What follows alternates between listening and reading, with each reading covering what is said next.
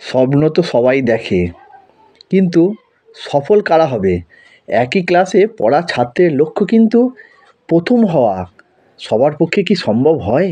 এখানেই প্রশ্ন। এমন কেন হয়? একই মাস্টার, একই শ্রেণী, সে পড়াশোনা করছে, আমিও পড়াশোনা করছি, কিন্তু রেজাল্ট ভিন্ন ধরনের। এবার বলি, কী করলে আমরা স্বপ্ন সফল করতে পারবো?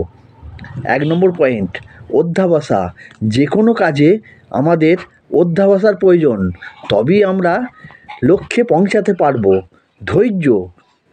কথায় আছে, সবুরে মিয়া ফলে। যে ধৈর্য ধরে সেই সফল হয়। সাফল্য কোনো গাছের ফল নয়, যেটা গেলাম আর পেড়ে নিয়ে চলে এলাম।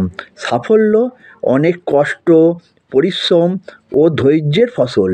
আমাদের স্বপ্ন তখনই পূরণ হবে ধৈর্য, অধ্যবসা, পরিশ্রম, কাজের প্রতি নিষ্ঠা থাকলে।